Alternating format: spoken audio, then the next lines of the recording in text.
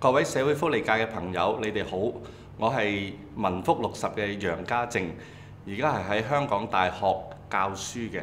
咁我教咗20幾年書，我主要嘅咧係家庭服務啦、政策啦同埋輔導。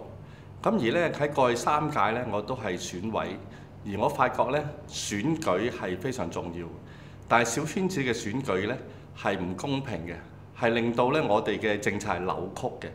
咁我哋係會爭取民選、普選係非常重要。